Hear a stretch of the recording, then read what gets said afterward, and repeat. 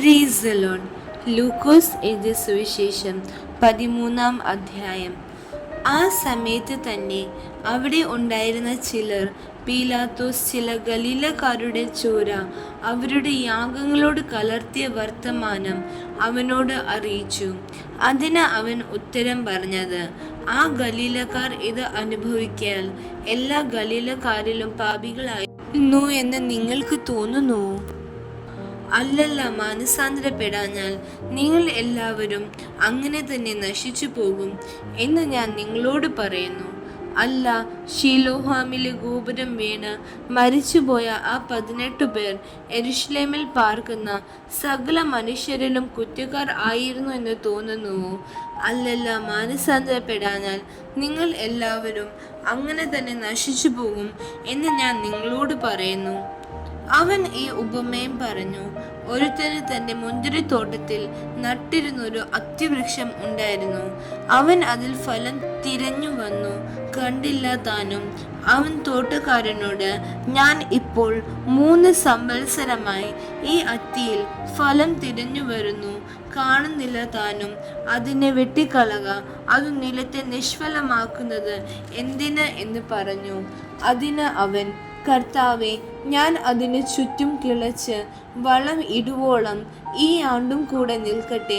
മേലാൽ കായ്ച്ചെങ്കിലോ ഇല്ലെങ്കിൽ വെട്ടിക്കളയാം എന്നുത്തരം പറഞ്ഞു. ഒരു ശബ്ബത്തിൽ അവൻ ഒരു പള്ളിയിൽ ഉപദേശിച്ചു കൊണ്ടിരുന്നു.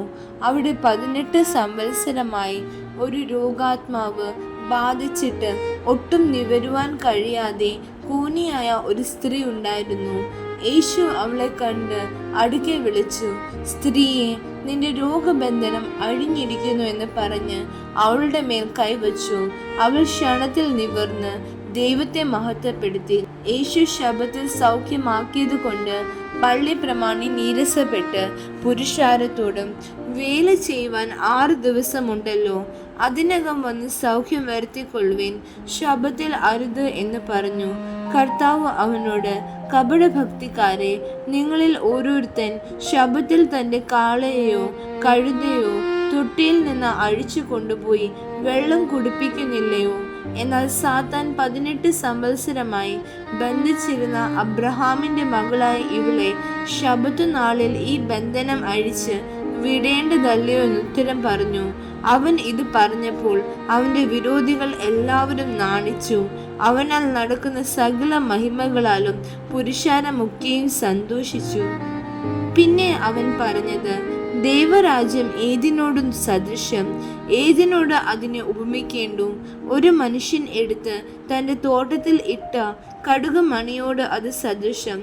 അത് വളർന്ന് വൃക്ഷമായി ആകാശത്തിലെ പക്ഷികളും വന്ന് അതിൻ്റെ കൊമ്പുകളിൽ വസിച്ചു. പിന്നെയും അവൻ, ദൈവരാജ്യത്തെ ഏതിനോട് ഉപമിക്കേണ്ടു?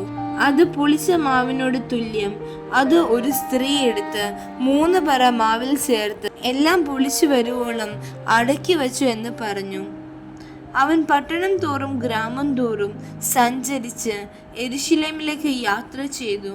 അപ്പോൾ ഒരുത്തൻ അവനോട്, കർത്താവേ, രക്ഷിക്കപ്പെടുന്നവർ ചുരുക്കുമോ എന്ന് ചോദിച്ചതിന് അവനോട് പറഞ്ഞത്, ഇടുക്കുവാതിലിലൂടെ കടപ്പാൻ പോരാടുവേൻ. പലരും കടപ്പാൻ നോക്കും, കഴിയുകയില്ലാതാനും എന്ന് ഞാൻ നിങ്ങളോട് പറയുന്നു. വീട്ടുടയവൻ എഴുന്നേറ്റ് കതക് അടച്ച ശേഷം നിങ്ങൾ പുറത്തു നിന്ന്, കർത്താവെ, തുറന്നു തരയണമെന്ന് പറഞ്ഞുകൊണ്ട് കതകിന് മുട്ടിത്തുടങ്ങുമ്പോൾ, നിങ്ങൾ എവിടെ നിന്ന് എന്ന് ഞാൻ അറിയുന്നില്ല എന്ന് അവൻ ഉത്തരം പറയും. അന്നേരം നിങ്ങൾ, നിന്റെ മുമ്പിൽ ഞങ്ങൾ തിന്നുകയും കുടിക്കുകയും ഞങ്ങളുടെ തെരുക്കളിൽ നീ പഠിപ്പിക്കുകയും ചെയ്തുവല്ലോ എന്ന് പറഞ്ഞു തുടങ്ങും. അവനോ, നിങ്ങൾ എവിടെ നിന്ന് എന്ന് ഞാൻ അറിയുന്നില്ല എന്ന് ഞാൻ നിങ്ങളോട് പറയുന്നു. അനീതി പ്രവർത്തിക്കുന്ന ഇവരുമായുള്ളവരെ എന്നെ വിട്ടുപോകുവിൻ എന്ന് പറയും. അവിടെ അബ്രഹാമും ഇസഹാക്കും യാക്കോബും സകല പ്രവാചകന്മാരും ദൈവരാജ്യത്തിൽ ഇരിക്കുന്നതും നിങ്ങളെ പുറത്ത് തള്ളിക്കളഞ്ഞതും നിങ്ങൾ കാണുമ്പോൾ കരച്ചിലും പല്ലുകടിയും ഉണ്ടാകും. കിഴക്ക് നിന്നും പടിഞ്ഞാറ് നിന്നും തെക്ക് നിന്നും വടക്കു നിന്നും അനേകർ വന്ന് ദൈവരാജ്യത്തിൽ പന്തിയിൽ ഇരിക്കും. മുൻപന്മാരായി തീരുന്ന പെണ്ടന്മാരുണ്ട്, പിണ്ടന്മാരായി തീരുന്ന മുൻപന്മാരും ഉണ്ട്. ആ നാഴികയിൽ തന്നെ ചില പരീശന്മാർ അടുത്തു വന്ന്, ഇവിടം വിട്ടു പോയിക്കൊള്ളുക, ഹെരോദാവ് നിന്നെ കൊല്ലുവാൻ ഇച്ഛിക്കുന്നുവെന്ന് അവനോട് പറഞ്ഞു. അവൻ അവരോട് പറഞ്ഞത്, നിങ്ങൾ പോയി ആ കുറുക്കനോട്, ഞാൻ ഇന്നും നാളെയും ഭൂതങ്ങളെ പുറത്താക്കുകയും രോഗശാന്തി വരുത്തുകയും 3-ാം നാളിൽ സമാപിക്കുകയും ചെയ്യും. എങ്കിലും ഇന്നും നാളെയും മറ്റന്നാളും ഞാൻ സഞ്ചരിക്കേണ്ടതാകുന്നു. യെരൂശലേമിന് പുറത്തു വച്ച് ഒരു പ്രവാചകൻ നശിച്ചു പോകുന്നത് അസംഭവ്യമല്ലോ എന്ന് പറയുവേൻ.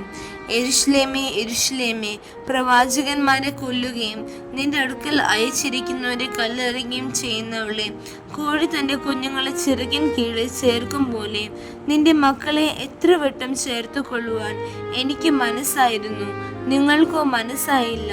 നിങ്ങളുടെ ഭവനം ശൂന്യമായി തീരും. കർത്താവിൻ്റെ നാമത്തിൽ വരുന്നവൻ അനുഗ്രഹിക്കപ്പെട്ടവൻ എന്ന് നിങ്ങൾ പറയുവോളം നിങ്ങൾ എന്നെ കാണുകയില്ല എന്ന് ഞാൻ നിങ്ങളോട് പറയുന്നു.